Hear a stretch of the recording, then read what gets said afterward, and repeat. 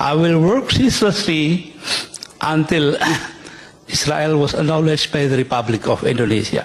This is important because if we are like to be an honest people, dedicated to openness, then we have to acknowledge Israel. There is no other way.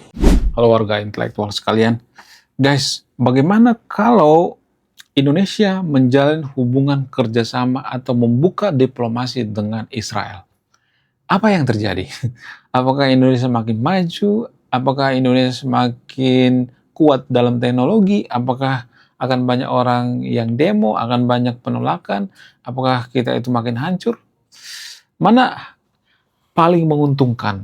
Membuka diplomasi terhadap Israel atau menutup? Tapi disclaimer on ya, saya tidak nyuruh yang nonton video ini untuk membuka diplomasi dengan Israel. Saya tidak memprovokasi ya. Ini hanya konten guys, jangan terlalu serius ya. Bagaimana jika gitu? Karena saya itu suka dengan pertanyaan-pertanyaan gitu ya. Bagaimana jika Indonesia itu membuka hubungan diplomasi dengan Israel? Dan yang pertama kali mengatakan seperti ini bukan saya, tapi Pak Gus Dur. Jadi kalau mau marah, jangan marah ke saya. Marahlah sama Pak Gus Dur. Pak Gus Dur pernah mengatakan bahwa Indonesia kemungkinannya harus buka diplomasi dengan Israel. Nah, yang jadi pertanyaan, lebih menguntungkan atau enggak kalau kita bergabung dengan Israel? Bagaimana fakta yang sebenarnya? Langsung saja kita ke pembahasannya. Mari kita gaskan. Apa untung dan rugi kalau kita membuka diplomasi dengan Israel? Kalau kita bermesraan dengan Israel gitu, kalau dekat gitu ya, kalau bestie akrab gitu. Kita mulai dari keuntungannya dulu ya. Ada keuntungan, ada kerugian. Nanti akan saya bahas di akhir video kerugian. Kita mulai dari keuntungannya dulu ya. Keuntungannya itu kalau kita berteman baik dengan Israel gitu ya, bekerja sama dengan Israel itu, maka kita akan seperti negara Vietnam gitu, kemudian Thailand. Thailand itu gila-gilaan ya. Hasil pertanian Vietnam itu gila-gilaan sama Thailand. Ya, Thailand itu tidak hanya maju dalam bidang pariwisata, tapi di bidang pertanian juga gila-gilaan. Kemudian tidak hanya itu, Ethiopia juga. Dulu Ethiopia itu banyak orang kelaparan. Semenjak ditangani oleh Israel, Ethiopia sekarang ini sudah luar biasa. Gila-gilaan, ya, kemajuan yang sangat luar biasa. Walaupun Ethiopia itu bukan termasuk negara maju, tapi dibandingkan zaman dulu, miskin ya, banyak kelaparan, sekarang itu jauh lebih bagus. Itu fakta yang harus kita lihat. Jadi ada semacam track record ya. Kemudian Brazil juga dibantu oleh Israel ya. Ada banyak negara yang dibantu oleh Israel. Amerika juga dibantu kok dalam teknologi gitu ya. Ya, mereka bertukar teknologi. Nah, apa yang terjadi dengan Indonesia kalau Indonesia itu bekerjasama dengan Israel? Dan teknologi Indonesia itu akan canggih gitu ya. Akan lebih maju lagi daripada sekarang ini ya. Terutama dalam pertanian ya. Teknologi pertanian maju, kemudian teknologi startup juga maju karena raja startup di dunia itu adalah Israel. Kenapa? Karena banyak peneliti di Israel ya. Biaya riset Israel itu gila-gilaan, lebih banyak daripada Konoha. Ya, walaupun Israel itu negara kecil. Kemudian mereka punya teknologi ya untuk mengatasi kekeringan, mengatasi kekurangan air. Mereka bisa merubah air laut jadi air tawar. Itu sangat gila-gilaan. Ya, itu harus kita apresiasi. Ya, kemungkinannya Indonesia itu jauh lebih maju dari sekarang ini ya. Kalau bekerja sama dengan Israel. Saya bukan pro terhadap Israel di sini, saya bukan buzzer ya. Tapi gini ya, kalau kita mengatakan nggak mungkin kita bekerja sama dengan Israel, tapi pada faktanya kita pernah bekerja sama dengan Israel kok. Di belakang layar kita pernah bekerja sama. Mungkin banyak yang tidak mengetahui ini. Menurut data, intelijen Indonesia itu dilatih oleh orang-orang Israel. Intelijen Indonesia itu dilatih oleh intelijen Israel. Yang mengatakan pertama kali seperti ini bukan saya, tapi guru gembul. Ya, mungkin di antara saya yang nonton video ini kalau sering nonton video guru gembul pasti memahami gitu. Ya, jadi di belakang layar itu kita tuh kerjasama. Pada saat zaman Soeharto kita kerjasama juga gitu. Ya, cuman di depan layar kita kucing-kucingan gitu. Kita nggak kerjasama kok, tapi kita butuh kan. Kemudian tenaga militer kita juga butuh ya. Kemudian apalagi teknologinya kita beli kok, tapi melalui pihak ketiga, melalui Singapura gitu ya. Ya melalui agen gitu ya. Tanpa kita sadari. Ada datanya tuh. Kemudian ada banyak juga barang-barang yang kita ekspor ke Israel tanpa kita sadari kita kerjasama guys sebenarnya. Cuma nggak terang-terangan aja gitu. Dalam dunia bisnis kita bekerja sama. Di video sebelumnya saya udah bahas tuh ya. Ada banyak produk dari Konoha dikirim ke Israel. Seperti sepatu misalnya. Ya. Sepatu dari Indonesia kan lumayan bagus ya. Disclaimer saya tidak memprovokasi yang nonton video untuk bekerja sama dengan Israel. No, itu bukan tujuan saya. Tujuan saya itu supaya kita bisa memahami gitu ya. Bagaimana jika gitu ya. Jadi pertanyaan bagaimana jika itu sangat luar biasa untuk mengubah pola pikir kita gitu. Ya, jadi dalam bidang teknologi kita akan lebih maju, dalam pertanian juga akan lebih maju, kemudian dalam intelijen juga kita maju, kemudian ya bisa aja kita punya Iron Dome misalnya ya kan, dapat yang murah, kemudian Iron Beam misalnya, ya kita jadi hebat dalam pertahanan ya. Kalau misalnya mengatakan bagaimana hubungan kita nanti dengan Palestina, ya tetap menjalin hubungan dengan Palestina, kita kan non-blok ya. Tapi kalau berhubungan dengan agama kita nggak non-blok. Kita non-blok hanya menguntungkan aja gitu ya.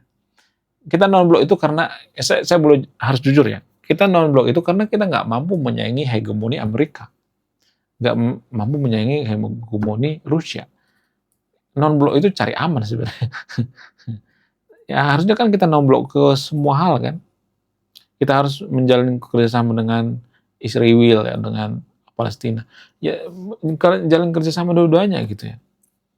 Ya jangan egois gitu ya, jangan berlebihan dalam beragama. Warga Konoha itu kan masih terkungkung dalam berlebihan dalam beragama gitu. Padahal Gus Dur pernah mengatakan Israel itu adalah negara yang disalahpahami ya, oleh lautan kesalahpahaman gitu. Bahkan Gus Dur pernah mengatakan ya dalam sebuah video dia mengatakan, gue punya teman di Israel ya. Gue berharap warga Konoha itu bisa punya hubungan diplomasi dengan Israel, walaupun ini kontroversi gitu ya. Kalau misalnya mengatakan, oh Israel itu kan penjajah, emang kita bukan penjajah gitu. Di mata orang-orang Timor Leste itu Konoha itu penjajah, di mata orang Papua itu Konoha itu penjajah, di mata orang minoritas itu kita penjajah. Kita membubarkan paksa ibadah orang lain itu semacam penjajahan. Jadi nggak ada negara yang suci di dunia ini, nggak ada. Amerika nggak suci, ya. Israel juga nggak suci, ya. Konoha juga nggak suci, nggak ada negara yang suci. Tapi permasalahannya kan kita hanya membongkar aib Amerika, aib Israel, kita bongkar-bongkar, aib kita nggak pernah kita bongkar, ya. Kita merasa paling suci, padahal kita juga, ya banyak kan dari Konoha itu kan Londo Ireng. Kita itu berperang sama Londo Ireng, banyak pengkhianat di Konoha. Ya, ketika kita mengata-ngatain Belanda itu penjajah, justru yang kita lawan itu kebanyakan tuh Londo Ireng. Kita melawan bangsa sendiri gitu ya. Pejabat kita sendiri yang menindas kita gitu. Pejabat kita sendiri yang menjajah kita. Ya, itu pada faktanya guys. Itu yang jarang dibantah ya. Ya maksudnya itu susah dibantah gitu. Jadi jangan paling suci deh gitu ya. Oh Israel itu penjajah. Jangan paling suci. Emang kalau Israel itu dikatain penjajah, Palestina suci gitu. Emang orang-orang Gaza itu suci gitu. Emang Hamas itu suci gitu. Emang Hamas nggak melakukan serangan 7 Oktober gitu. Ya nggak bisa gitu dong ya. Kalau kita pro terhadap kemanusiaan ya jangan jadi penjajah baru gitu ya. Kalau kita nggak suka dengan penjajahan, jangan jadi penjajah baru. Munafik itu namanya. Kita tidak penjajah negara lain gitu ya. Tapi kita juga menjajah gitu. Kan ngaco cara berpikirnya, ya kan? Goblok itu namanya. Mohon maaf ya, agak kasar ya. Warga Konoha itu kalau nggak digoblok-goblokin nggak bakalan sadar guys. Ya. Kemudian, ya selain itu apa sisi buruknya? Nah, saya juga akan bongkar sisi buruknya. Saya tidak hanya melihat sisi baiknya. Sisi buruknya akan banyak orang yang demo, ya kemudian demonya itu tuh nggak sehari-hari, nggak cuma sehari doang, tapi berjilid-jilid, bisa berpuluh-puluh tahun gitu ya, akan ada demo terus. Kemudian pemerintah kita akan dianggap jolim, ya. Kemudian akan berpotensi menjadikan Konoha chaos. Akan terjadi perang saudara gitu. Dan Konoha akan terpecah belah. Ya, akan terpisah-pisah gitu ya, bikin negara-negara baru ya, negara-negara kecil gitu. Itu risikonya, guys. Kalau kita menerima atau membuka hubungan diplomasi dengan Israel. Mungkin 100 tahun lagi, 200 tahun lagi ya ada kemungkinan ya, tapi untuk sekarang ini kalau saya perhatikan no. Itu seperti pungguk merendahkan bulan gitu ya. Itu masih jauh dari panggang lah gitu ya. Kemudian apalagi resikonya? Ya bisa aja kita dieksploitasi oleh orang-orang Israel gitu. Ya kan? Misalnya dibilang investasi misalnya ya. Kita dieksploitasi gitu. Kenapa kita dieksploitasi? Ya karena kita bodoh. Apakah karena mereka jahat? Enggak juga. Jangan salahkan orang lain gitu ya. Warga Konoha kan punya tradisi sedikit-sedikit yang salah orang lain. Gue nggak pernah salah. Ya sedikit-sedikit yang salah negara lain ya. Gue nggak pernah salah ya. Oh kita itu sebenarnya miskin struktural ya. Mau miskin dibuat sama George Soros ya. Dikit-dikit George Soros. Kenapa George Soros itu dibenci di Konoha? Apa alasannya? Karena George Soros itu Yahudi. Ya itu paling enak ya nyari kambing hitam. Oh George Soros ya. Kamu tuh peliharaan George Soros ya. Benix itu disukai karena apa? Karena dia sering kritik George Soros, padahal gak ada faktanya. Mana faktanya? Dia ngomong, gue pernah ditawari George Soros, mana datanya? Ya, gue juga bisa ngaku-ngaku kok. Gue pernah ditawari George Soros, duit sekian miliar, saya tolak. Gue juga bisa ngomong gitu. Ya kan, cuma ngomong doang kan. Kita nggak dituntut bukti kan. Jadi jangan polos-polos banget gitu ya. Gak ada bukti ilmiahnya gitu. Data ilmiahnya mana? Harusnya kan ada data ilmiah. Menurut kalian gimana? Coba tulis di komentar ya. Jadi, jika Indonesia itu membangun hubungan diplomasi dengan Iran, bekerja sama, bukan Iran, sama Israel, apakah kita lebih maju atau tidak? Apakah lebih berantakan atau tidak? Mana yang lebih menguntungkan? Kalau Anda jadi presiden, Anda pilih mana? Setelah saya tanya sama AI, ini menurut AI ya, bukan menurut saya ya. AI mengatakan, ya jangan dijawab iya atau tidak. Karena di satu sisi kita harus bangun kerjasama dengan Palestina, kita harus membela Palestina, dan kita juga bangun hubungan dengan Israel. Itu kata AI, bukan kata saya. Karena kalau kita membenci Israel itu, kita malah tidak diuntungkan gitu ya. Karena mau nggak mau, salah satu yang meran dunia ini adalah Israel, terutama teknologi. Ya mau nggak mau kita harus bekerja sama. Kalau kita nggak bisa menyayangi Israel ya bekerja sama aja gitu. Ada prinsip seperti itu ya. Tapi disclaimer saya tidak nyuruh ya, saya tidak memprovokasi ya, saya tidak berpihak pada siapapun. Karena Israel punya aib, Palestina juga punya aib, saya juga punya aib, semua punya aib.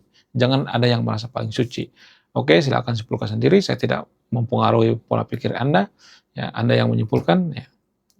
Saya warga intelektual, salam rasional.